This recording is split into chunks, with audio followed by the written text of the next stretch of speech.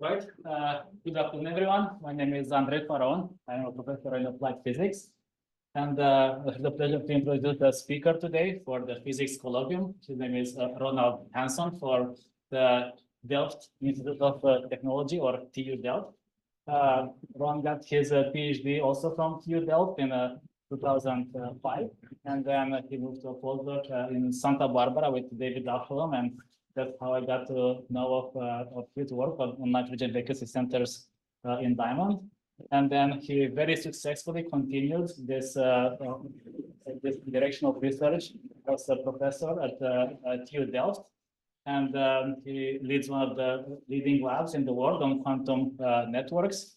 And for the amazing research that he has done in this field, he was awarded the 2007 John Stuart Bell Prize and also the Spinoza Prize in 2019. The title of the talk is Quantum Networks Linking Diamond Spin Qubits Inside and Outside the Lab. All right. Thank you, Andrei. Pleasure to be here. Yeah, I'm going to talk about quantum networks. And I have to start by introducing quantum networks. Why do we want to do this in the first place? Let me see if this thing works. This thing works. Nice. All right.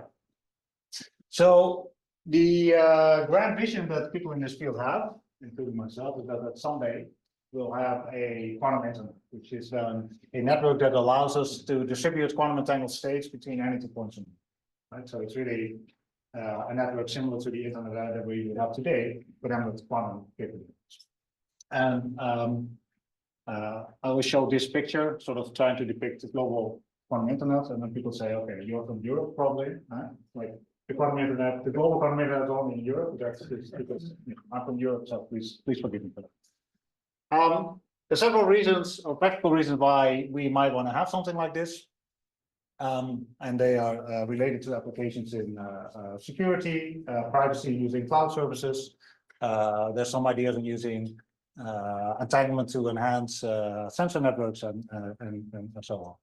I have to say, when I kind of came into this field, there were also sort of more basic things that I really liked about building these quantum networks. And they're really like simple questions like, can we actually create quantum states over human scale or larger than human scale? Are they really microscopic distances? And can we also maintain these quantum states on human time scales, right? Can we get out of this? And we're used to coherence times in nanoseconds, milliseconds, etc. It's not really a time scale that is kind of due, right? It's too short. So can we actually also make that? So that's more for my sort of personal secret motivation into that. Now, whenever somebody writes vision on the slide, you probably know that it means that this is not going to happen overnight, right? It's going to take some time. And also in this case, it's going to take 10, 15, maybe 20 years, and maybe longer before you actually realize this. And so colleagues of myself and I went actually out to try to define steps towards this grand goal, to see how can we actually get all the way there. And so we wrote this paper published a couple of years ago, where we defined these different stages of quantum networks. And the stages are defined in terms of the functionality. So what can the network actually do? And that's interesting because each stage then connects to a set of applications that can be run at that stage. So there's a direct connection from the functionality-driven stages to what you can do.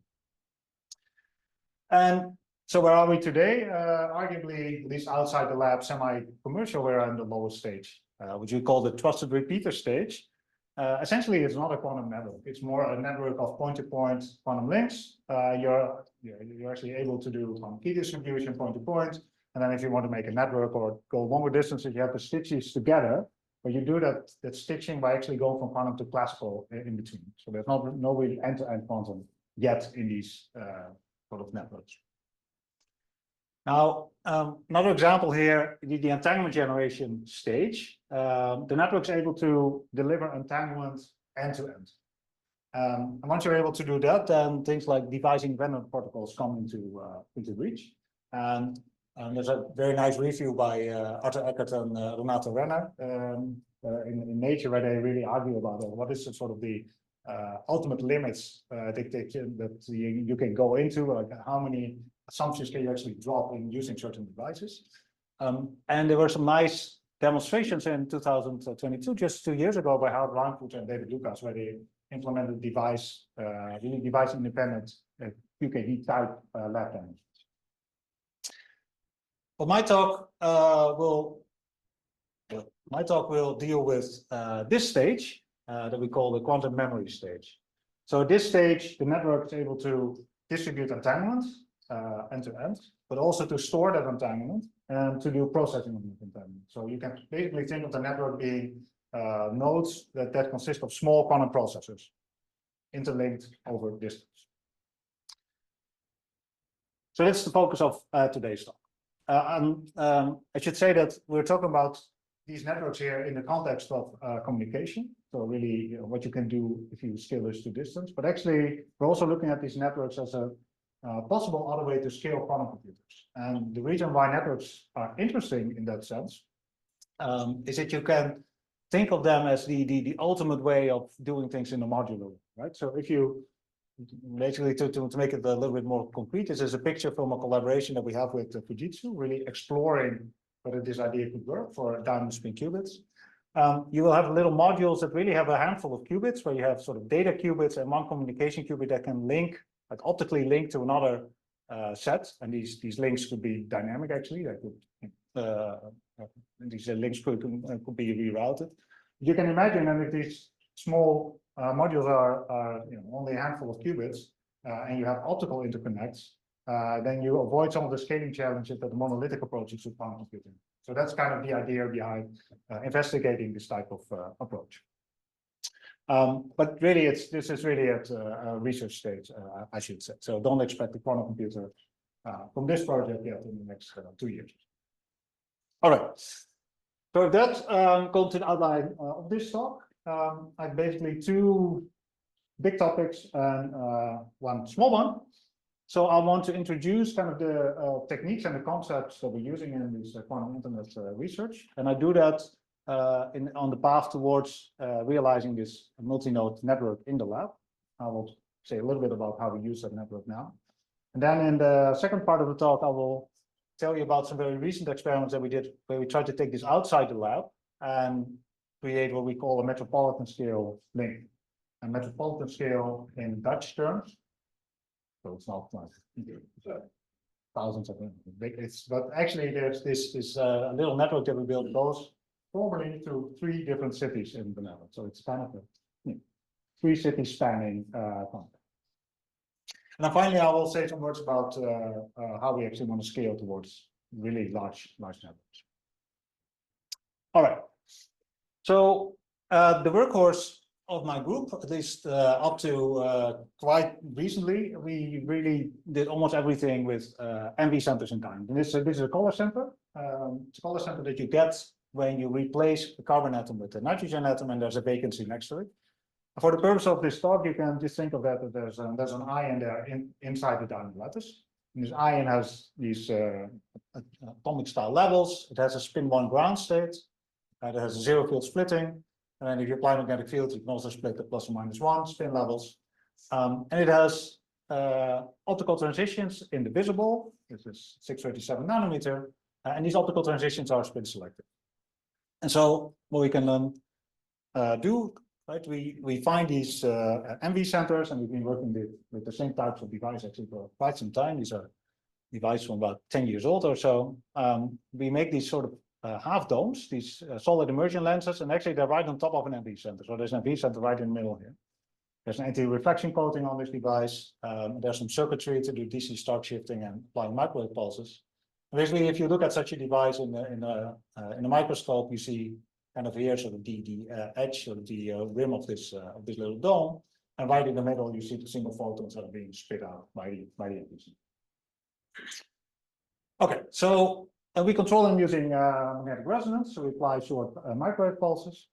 And in fact, the first time that this was done on MV center was 20 years ago, and that is also a little bit, I think, the start of this field as sort of color centers for quantum information. So we have a little bit tonight. We should celebrate this 20-year university.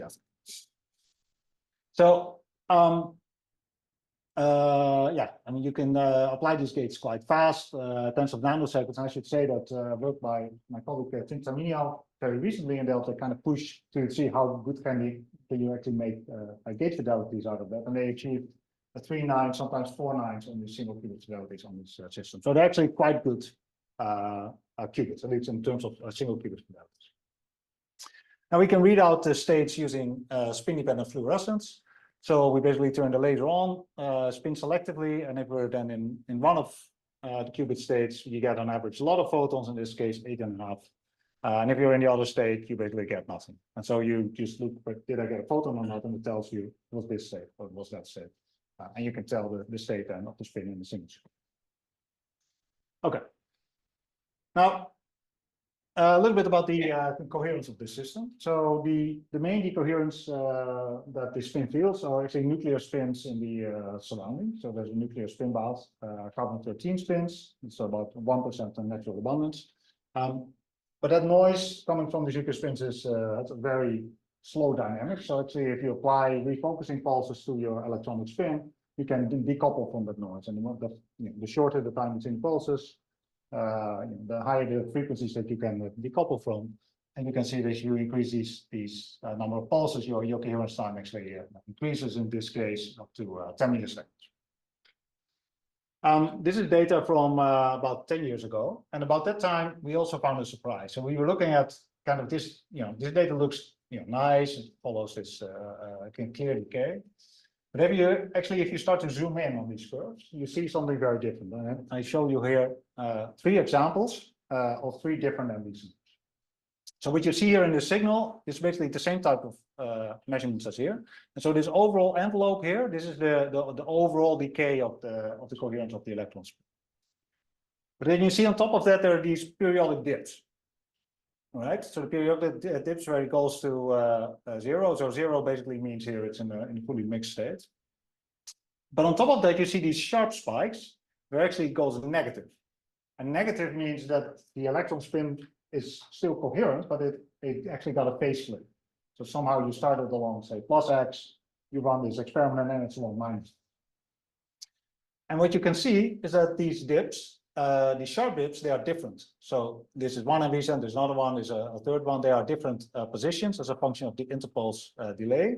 And also, their depth is not the same as you look through these stuff. So when we first saw this, it was a bit of we didn't really know what was going on, but very quickly, because we saw it was different for the different MV, we realized this is actually something that is sensing the microscopic environment of the MV, something that's very close, that's different.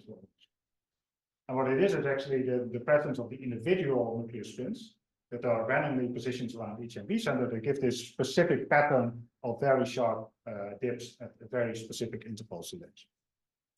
And the reason why we get that is as follows. So if you look at the world from the perspective of one of these nuclear spins, these are spin halves. If the MV center spin is in the M0 state, it's as if the hyperfine interaction is turned off. Right? There's no magnetic moment.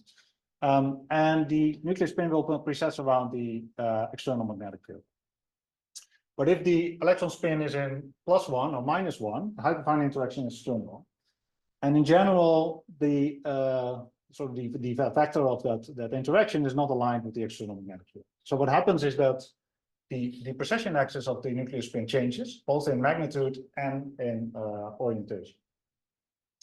And so if you look at the Hamiltonian of the nuclear spin, then you actually see that it's conditional on the state of the electron spin. So this is for electron spin 0, and this is for electron spin.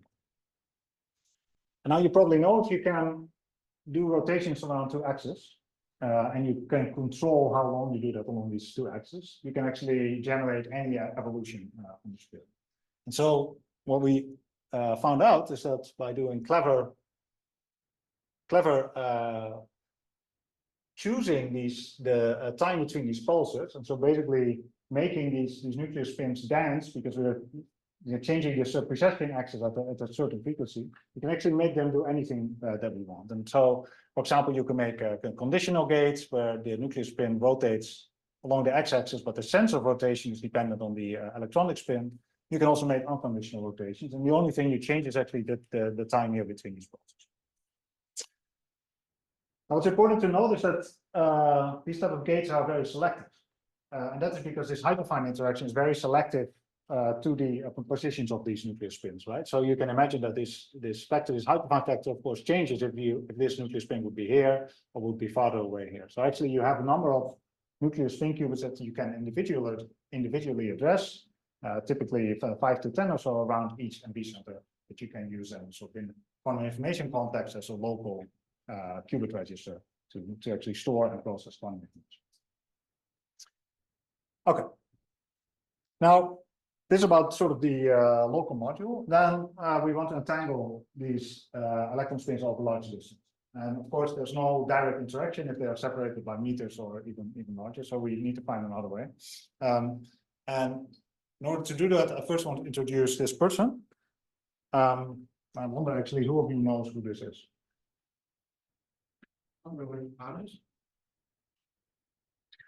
That's correct. This is Kamerlingh Onnes, the man who liquefied helium and discovered superconductivity. And actually, he is kind of famous in the Netherlands because the story has that in his lab, there was a slogan on the wall that in the translation is through measurement to knowledge. And that's translated in Dutch is actually something that people often say just in the lab without knowing where it came from. But of course, what it says is this sort of classical notion, right? That measurements, you do measurement and you get some objective information out of the system, and the system is what it is. Of course, we know by now that this is not the whole story, because in quantum, actually, we say formally that measurement projects the system onto an eigenstate of the measurement operator. But what that actually tells you is that measurement can also be used as a control, right? You can do that to actually change the system to something that you want. And maybe that's not deterministic, but at least probabilistically something that you can.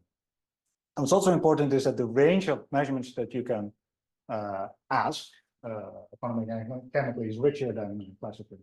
But you can actually make sure that there's some information you do not get. And this allows you to do something that you cannot do classically.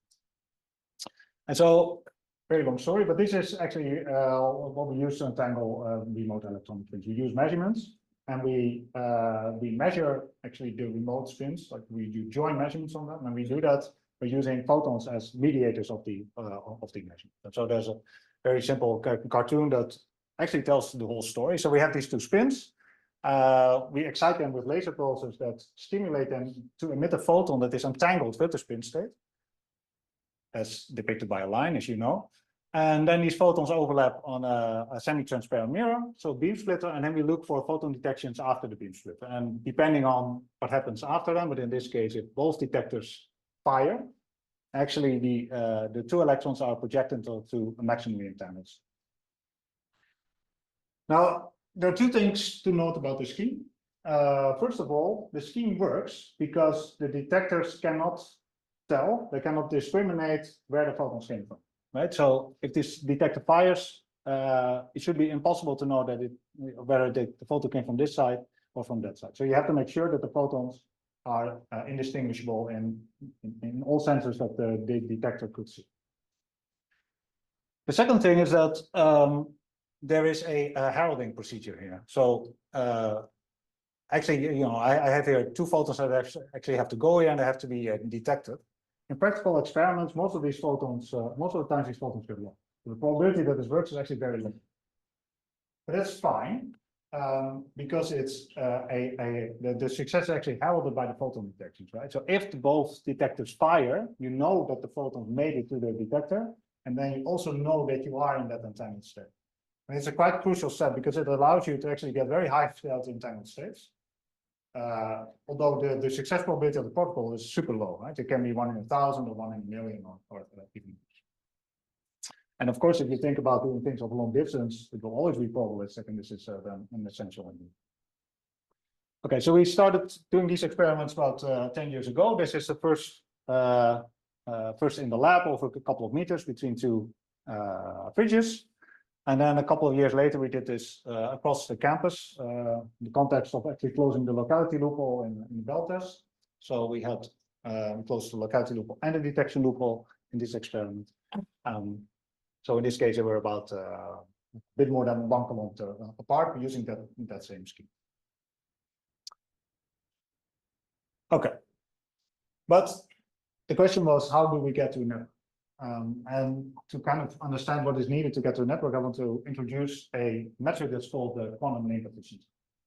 And so the quantum link efficiency is the ratio between the time it takes you, this T-coherence, the time at which you can store or hold on to entangled states that you make, divided by the time it takes you to make that damage, right? And so if this eta link is larger than 1, it basically means that entanglement is generated faster than it is lost. And you can think of, if you want to build or distribute entanglement across a network, then this is a pretty important requirement, because you always make entanglement point to point.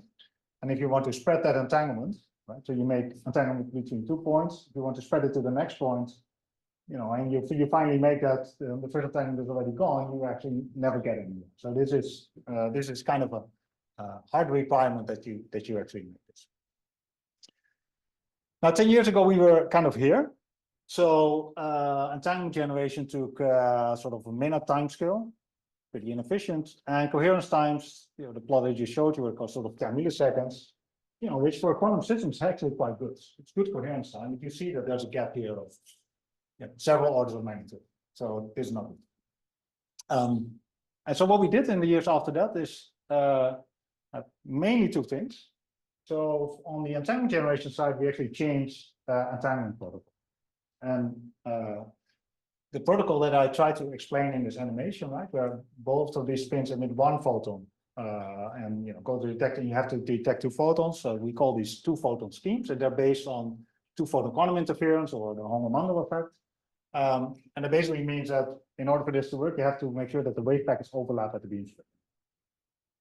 And these wave packets in our case are actually quite long. So the lifetime of the excited states is about 12 nanoseconds, and it means these wave packets are meters long, like 3-4 meters. So it's very easy to make sure that these meter-sized wave packets overlap. The downside is that to have success here, you actually require detection of 2 photons. And that means that the success rate scales with the transmission from one side to the other. And the way to see that is that, right, so 1 photon has to make it from one side to here, and the other photon has to go from one side to here. And the probability that both of them make that is the same as that 1 photon actually makes it all the way. But there's another way to make entanglement. And that's actually is by heralding on the detection of a single photon.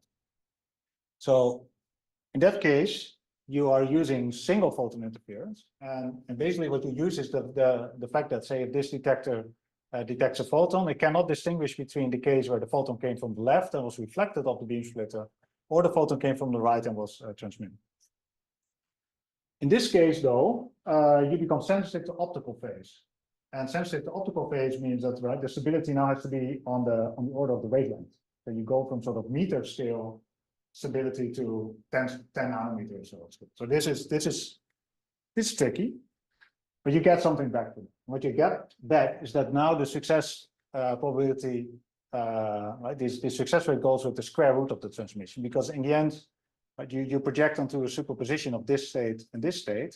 And in both of these cases, there was 1 photon traveling half of the way. So you get only half of the loss.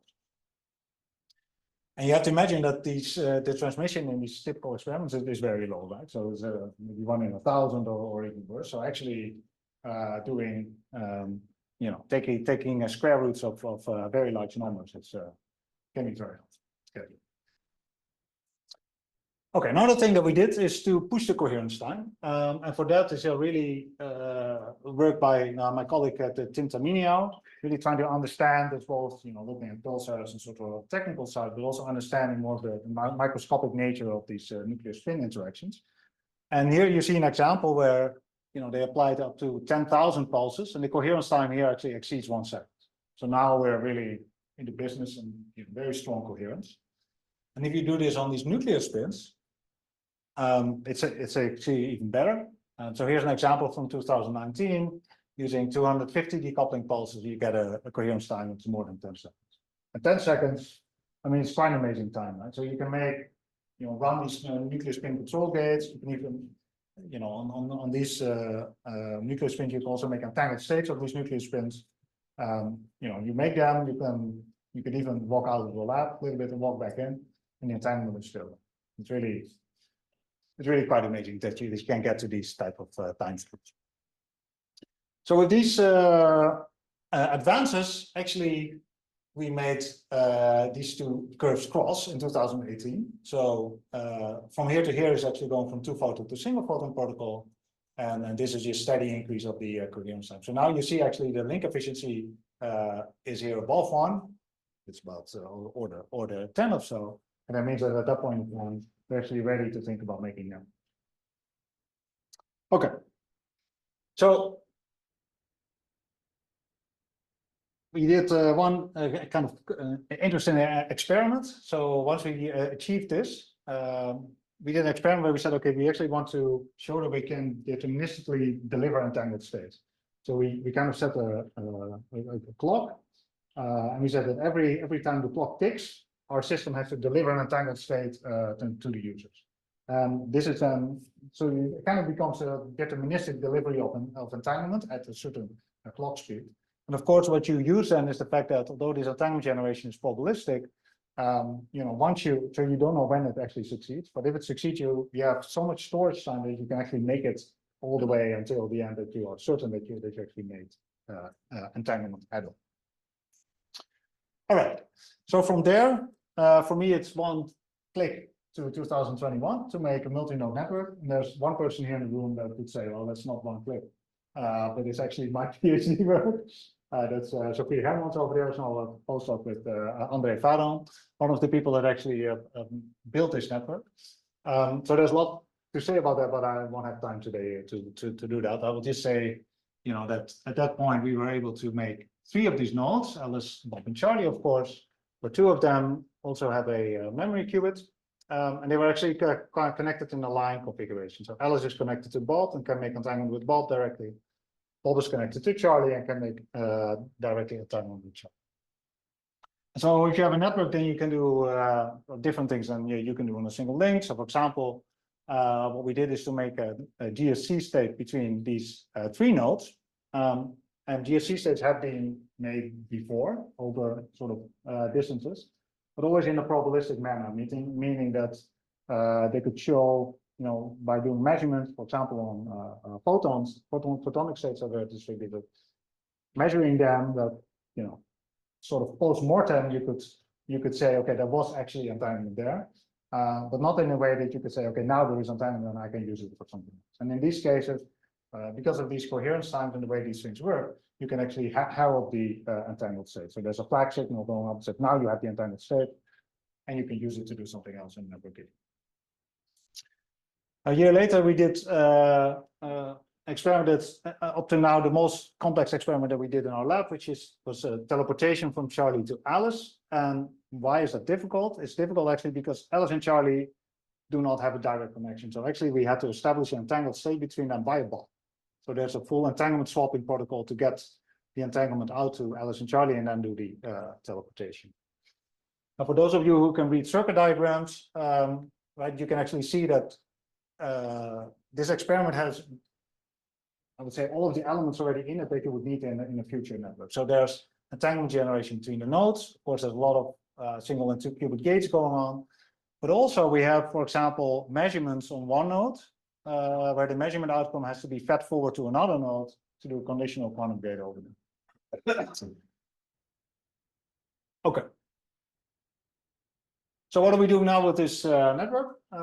Basically, we are using it as a development testbed. And on one side, it's a testbed that we kind of make available for our CS friends. Our CS friends are developing a quantum network control stack. So building up from the physical layer where we physicists live, and building layers of abstraction that you can use to run a true network. For 2022, we did an experiment where we implemented their link layer architecture. Recently, we went actually one level up, and hopefully we'll publish those results soon. Another application or use of that is to test sort of proof of concept experiments on interfaces for heterogeneous networks, right? So you can imagine that once we build a quantum internet, it will not consist of all the same devices. It might be different devices, and you might want to actually, interface between these different quantum devices. And so for one example, we took a system that my former colleague Wolfgang Tito worked on, quantum memories based on thulium, ensemble of thulium ions, and these work at 795 nanometers. So we wanted to show, can you actually make a connection between these two? And so what we actually did there, in the end, an experiment where we took photonic timing qubits at 795 nanometers, so that are compatible with this quantum memory, and then doing two frequency conversion steps, frequency locking, a lot of stuff. We actually make sure that these photons become indistinguishable with the photons emitted by the MV center electron spin. And then you can see here there's like a beam splitter and a photodetector that allows them to do actually teleportation. So you can go from photonic qubits in sort of one wavelength range, and you actually put it into the spin of nodes. So we put these results out on the archive last week. So if you're interested, please read that paper for details. Okay. So with that, I want to move to an experiment that we did very recently, where we wanted to go outside the lab. So we really wanted to take these results that we had inside the lab and see, can we do this actually over large distance? And to be specific, we want to realize a scalable architecture. So something that we could actually, in principle, as an architecture, expand to multiple nodes. And a link that will allow to deliver entangled states that are available for further use. So again, this heralding is very important. That's the signal that says, okay, now you have entangled states, and these entangled states should be there alive. So what does that take to do that? Well, there's kind of three things that we want to have. First of all, now these nodes are at a distance, and it means that they have to work independently, right? You cannot share lasers anymore. You cannot rely on direct communication and the sort of other tricks that you would do in the lab, sort of shortcuts that you make because setups are close to them. The second is that now we have to connect via long fiber connections, and there will be a lot of photon loss. So we have to find a way to mitigate the photon loss. And third of all, what I just said, right? We want this entanglement to be alive when it is delivered. So we want full heralding, and we need to deliver them with coherence.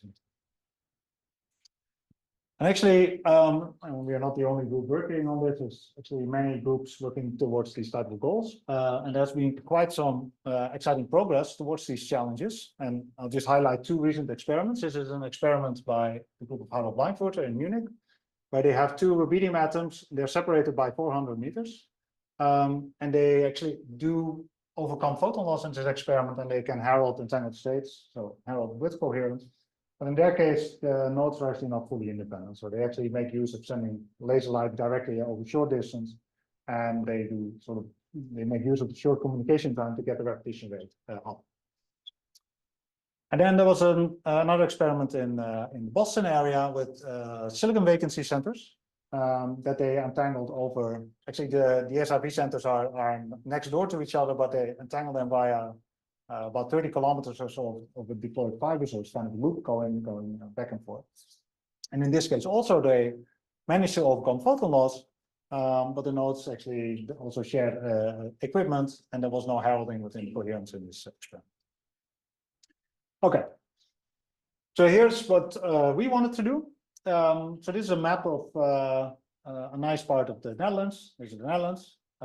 This is somewhere here in this map. So this is the lab in Delft that contains an NV center node, and then we had another node in The Hague next to the main railway station here.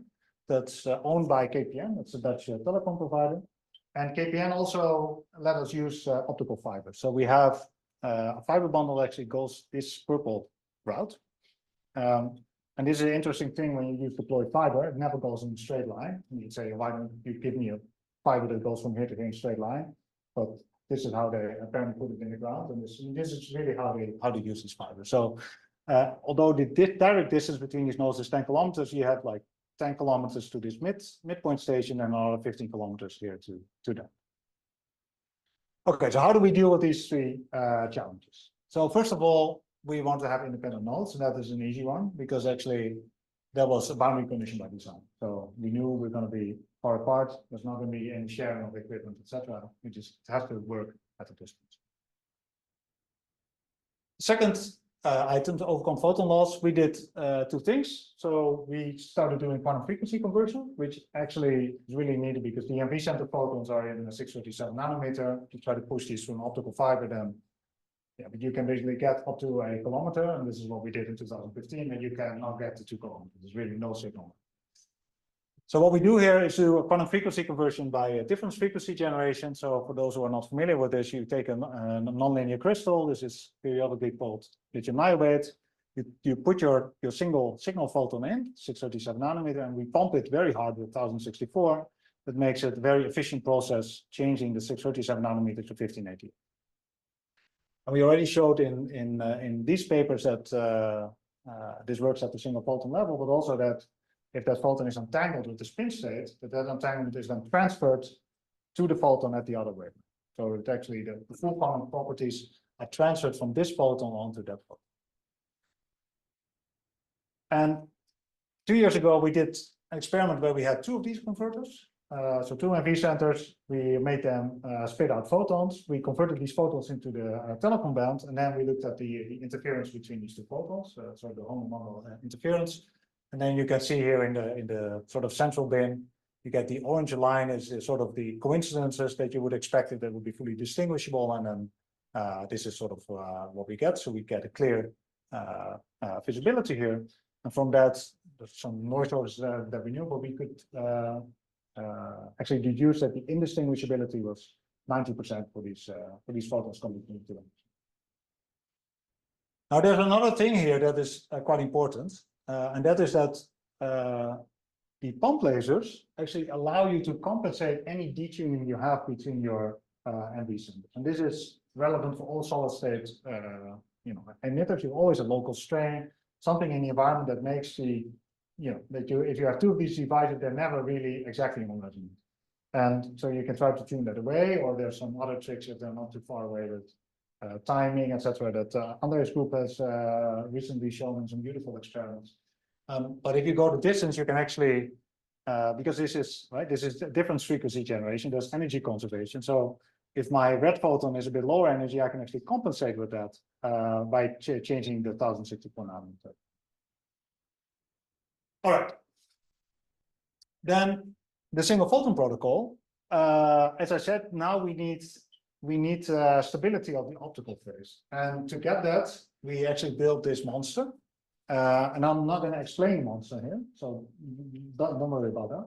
But what I want to highlight is that all this control architecture now, right, it has optical phase stabilization using 5 interferometers. We track and compensate polarization and time of arrival drift. And actually, the time of arrival drift is also interesting because we have now 25 kilometers of fiber, and that expanding and contracting slowly, like this thermally, and that's actually enough to make the interference go away. So you actually have to keep track of all these things. And we have a distributed clock that enables remote sub-nanoseconds. Okay. Now, if you have these two things, you can already run entanglement experiments, but then you can do that in pulse selection. So that's the first thing that we did. So just to see that the whole thing actually worked. And pulse selection here means that remember this animation where we have these fins and you make them emit a photon. So in principle, you would want to see whether the photons arrived, and then if they didn't arrive, you try the next time, etc. What you can also do is you send the photons off and you immediately measure the spins, and then you send the next photons off and you immediately measure the spins, send the next photons off, etc., etc. So your repetition rate can be much higher. But of course, it is in pulse selection because only afterwards you kind of select the case where the photons did make it to the end stage, and you look back, oh, what were the outcomes of my spin-strain correlations? And so here are then qubit measurement outcomes in X, X, Y, Y, and CZ. And what you see is that we have actually two states here. So there's a psi plus and psi minus. And there are two states because the state that you make actually depends on which of the two detectors is firing. So which is actually harrowing detection. There's a pi phase difference between these cases. So in this case, in terms of the rate, you have about 1 event per second. So that's it's a decent rate. You can get enough data quite fast. Okay. Now I have one slide intermezzo to tell you a little bit about the joy of deployed fibers. So what happens when you go outside the lab? Everything is nice in the lab. So once you go out, things are different. So first of all, we have a bundle of 4 dark fibers. So one of them we use to send the single photons, so that does the heralding, etc. And we use the other 3 for time syncing and communication, etc. So one thing to note is that the average loss is 0.4 dB per kilometer. And people that know something about optical fibers, they know this actually a factor of 2 or so higher than what you like them or what they ideally are. And the reason for that is that it's not that the fibers are bad, but it's that the fibers are connected in a bad way. So there's connections, splices, etc. everywhere, and that are lossy. And actually, when we got these fibers, one of the first thing we did was to do a time domain reflectometry. So you send the pulse in and you look at sort of, when you get the reflections back, and it tells you where there's loss.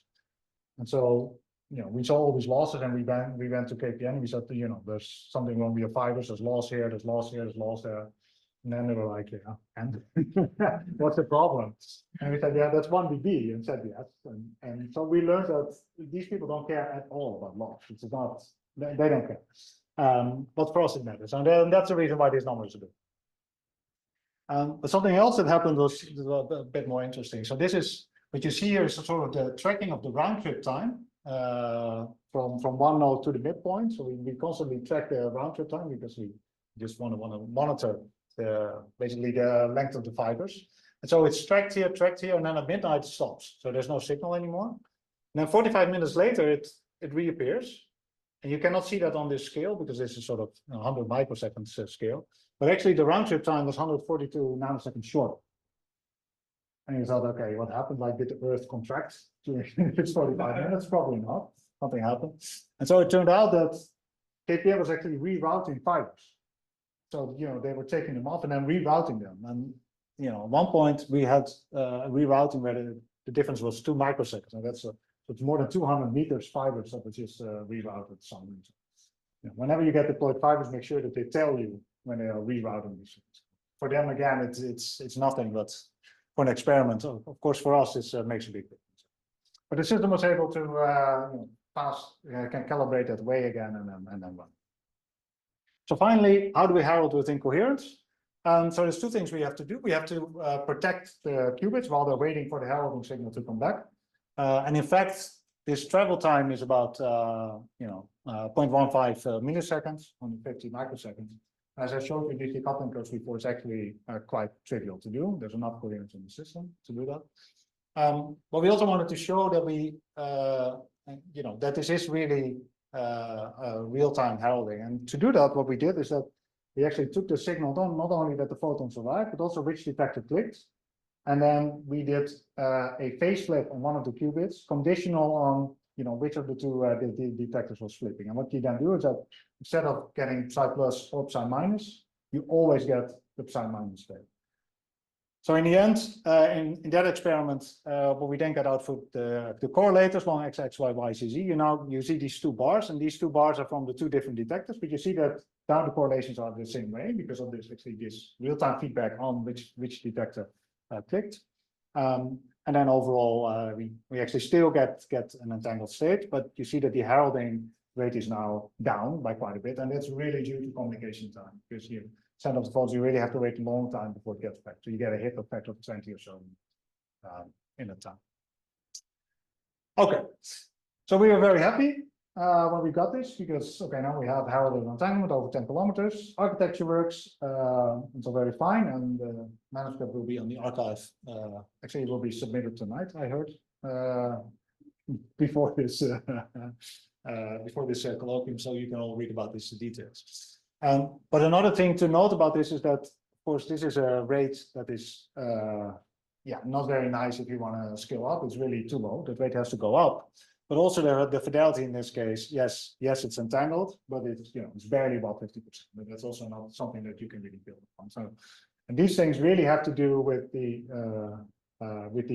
inefficiency in the sense of the emitter. So the MV center it's a very robust emitter, but in a sense it's also very inefficient. And so when we think about going to large-scale networks, then really we have to go to this hardware vision that we have in this field, that we have to find stable qubits stable emitters, but we really have to integrate them with like on-chip multiple interfaces to really make them super efficient in getting the photons out and into the fibers and routing them.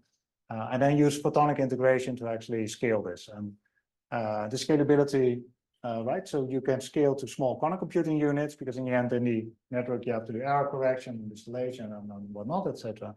But also you can think of doing large multiplexing because now, this is, one picture of these are a couple of waveguides on a chip, but actually this chip has about 1,000 of these guys. So it's actually very easy to make many devices once you have this thing on the computer.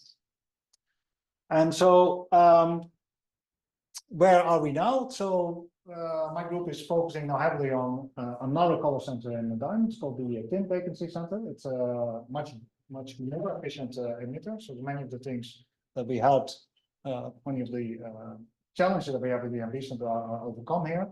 And also you can really integrate this very well into nanostructures. And so we have now a good spin qubit control on that system. We have actually good, efficient on-chip optical interfaces. The optical coherence inside these devices is extremely good. So we really believe that on this system we can, or we hope that sort of in the next years we can really go first repeat all the experiments that we did on the EMP center, then much better. And then going into quantum protocols, electron nuclear spin registers, but then also looking into multiplexing and the hybrid integration of diamond into CMOS compatible chips. And of course, then the next step is quantum. Easy. So I will talk about all of this stuff tomorrow. So if you're interested in results on tint vacancy qubits and sort of where we are at that stage, I will talk about that in depth tomorrow. What time is that? 10 a.m. I will go into that. And for now, I want to thank the group. So this was on a sailing trip that we did last summer. You go to the Netherlands, you go to the islands in the north, and you wait for the right tide. You can actually walk on the bottom of the sea. It's quite nice. So this is what we did here. The only thing is that you cannot control the tide. So in this case, we had to get up at 5:30 in the morning to all go out, but you get a nice picture. I want to thank all the collaborators and funding agencies. I'll leave you with the references. This goes to the next slide. Yes. And I thank you for your attention. I'm happy to answer any questions. Thanks.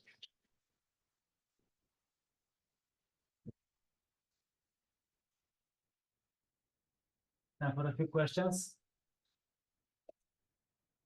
So in the energy center, you have this ground theory, then you have two, then plus or minus one. So how do you differentiate space and yeah, so the ground set is spin one indeed, and so 0 and plus 1 are split by the crystal field, and then the other two we just split by applying external magnetic fields. Oh. So they just CMOS split off, and then they're far enough apart that we are so selective in the frequency of the microwave drive. And that's only that's the qubit. The ground state and one of the one of them. It doesn't really matter which one you choose, but one of them. How do you envision a network that has a number of nodes in terms of infrastructure? Like, for instance, which nodes would be connected to which and so on? Is there like a way, like a modular way of building towards a node network? Yeah, I think it's a very interesting question, and it's more of a CS question actually. So what is the optimal way of building it? But at the moment, what people are doing based on photonic devices, making star topologies, where you have sort of one midpoint station that does this heralding, and then you can connect multiple users. And actually, the architecture that we built here for this metropolitan link also allows to do that. So you can actually, including all the phase stabilization, you can actually connect multiple nodes to that and then switch between the users. But then if you think a bit,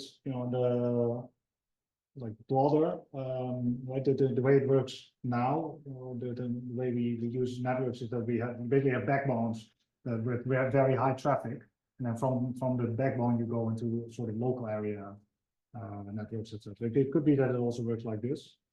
I think one very big question is, where do you transition or qubit transition at some point from having the network on the ground to something in space? And this space is going to be fast enough in terms of entanglement distribution that's actually useful. The advantage of space is, of course, you go directly, you have a lot less photon loss. But I think that's a question that's really, for 10 years plus to answer. Fidelity did you guys get for the metropolitan? So what I showed there, the entanglement state fidelity, you mean? Yeah. So in the post-selected case, it was like, I think 57 or so, and in the heralded case, it's a few percent lower. And it's mostly there's a little bit of coherence loss because we have to do more dynamical decoupling there. But it's roughly the same thing. But as I said, so this is where we kind of pushed it to a level that we could show that it's entangled. But if you want to do something with that, you actually have to get that up quite a bit, and it's limited. In the end, it's mostly limited by a signal to noise, and the signal to noise is mostly limited by signal, and that's again because the MV center, the probability, right? If you excite it, probability that a coherent photon goes out into the fiber, which is quite low. And if you use efficient emitters like you guys are doing, and also the thin vacancy, you can get this 2 orders of magnitude up, and then the signal to noise is not a problem. That's at 1 hertz. I'm sorry? It's at 1 hertz for the rate. Yeah, 1 hertz is in pulse selection. So that's when we just fire off photons as fast as we can. Yeah, and that would so that's kind of a rate that's relevant. Maybe if you think about future use, where you would also multiplex and sort of put the fiber full of photons, and this is a rate you look at. Yeah, so you mentioned using this nuclear thing of memory qubit. And so in my understanding is for instance, C13 nuclear spin is kind of random around the ND center. Yeah. So that affect for instance, that will affect the electron coupling between the ND center nuclear spin. Will that affect the kind of like the particle use?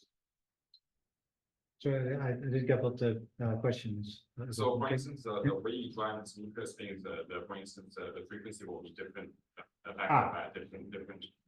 Yeah. Yes. So indeed. So I mean, the first thing you made is right. So they are at least the way we've used them up to now, right? So there's a 1% of the carbon atoms is carbon-13. So they appear at random positions. So we when we get the MV centers, we basically do a characterization of where these nuclear spins are. You find these frequencies, and then you have to match these, for example, these decoupling sequences to these specific couplings. And if you do, there's another scheme I didn't talk about that because of time reasons, but we also have schemes where we combine dynamical decoupling with direct driving of the nuclear spins, and then of course that direct driving frequency would have to adapt to the specific interaction strengths of that nuclear spin. So you will have to do that unless you find a way of making this all deterministic and you actually know where they are. Question there, Alex. What's sort of the secret between the witness time and the seconds to second? Is it material science? Is it cost differences? It's partly mitigating pulse errors. So actually, when we measured the 10 milliseconds, we could also go beyond. You can measure the 1/e time, but at some point your fidelity just drops considerably. So it's really simple. It's making sure that the pulses, if you can apply a lot of pulses. But there's another thing is that once you start to get to such coherence times, you're basically opening yourself up to noise at any frequency, right? So if you have 1 second coherence and something that is at the few hertz, noise at few hertz, you can actually see them. So one of the things that we found out by doing these things is that if you have 2 carbon atoms or 2 carbon-13 atoms that are nearest neighbor, they kind of, we call these spin pairs, and they have a particular frequency. They're extremely coherent, by the way. Like they have T2 stars of almost a minute or so, like you can like that. But they also couple to these sequences, so they gave at sort of funny positions. We saw sort of these dips, and then saw them all the time. So you in these curves that I showed you actually go around it. So you don't pick the interpulse delays where you're actually hitting one of these lessons that And then the other one is noise in the amplifier. So you have to worry about, all kinds of noise sources that it's a short time they don't do much, but there's always some frequency that hits you. So it's mostly avoiding the bad interval delays where you become resonant with some noise source. Yeah. That's it. The beginning you showed a picture of the device, and the device is on and receiver, right? Yeah. Do you put the center at the right place, or do you use the Right, I didn't explain it. So in this case, what we actually do, we get these diamonds. If the density of the MV center is too low, we do electron irradiation. We create vacancies, heat it up, and such that there are enough MV centers. But then we locate them first, so we see where they are, and then we actually nail a little dome around it. So it starts out. So we have this diamond. We put markers on the surface. Then we find the MV centers with respect to markers, and then using the marker, we know, okay, here we have to make so we measure. Yeah. And the density is low enough so that there are no MV centers. Yeah, and actually, that's a good point actually. So I think about 20 years ago or so, when this field started, diamond quality was quite good. But it became so good in the years after that the diamonds are so extremely pure that the diamonds we get now, there are almost no MV centers anywhere. So we actually have to add them to do something. It's quite amazing material science that has been going on. How different are the frequencies of 2 MV and random MV? Let's see. So I'm now thinking about how random they actually are. So then let's assume they are random. The ones that they're looking. I mean, they are kind of pre-selected because we find them and then we make a line chart. But typically, so if you look at the line with the line within frequency is roughly 20 megahertz, and the distributions in frequency space are can be tens of gigahertz. If they have sort of the same strain region, there are a couple of gigahertz. And what we do, A couple of gigahertz. yeah, so there's 1,000 line widths. They can be apart due to it's basically strain. So what we do in the local experiments where we don't have the pump lasers to compensate, we actually start tuning them. So we apply electric fields, and then we change the optical frequency to actually match the other one. And so the tuning range of the Stark effect is quite high. So that's several gigahertz.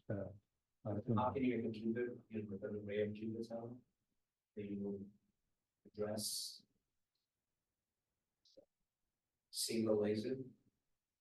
With a single laser. Well, like let's say you have an array of qubits. Yeah. You need N lasers. How do you... Oh, right. Okay. Sorry. Now I understand your question. So, so what we've done in that network experiment, that some each node has some lasers of their own, but there's also, because we tune them to a common. So one of the transitions we tune them to a common frequency. Mm-hmm. There we also have one laser that actually excites all of them. But of course, at some point, it's also a matter of how much laser power we have. It's actually convenient because we were using a single photon protocol there, and then you get because also there's a phase relation between the lasers that has to be satisfied, and if they come from one laser, then that's automatically done. But of course, at long distance you cannot do it. You need to find out. Yeah. Any other questions?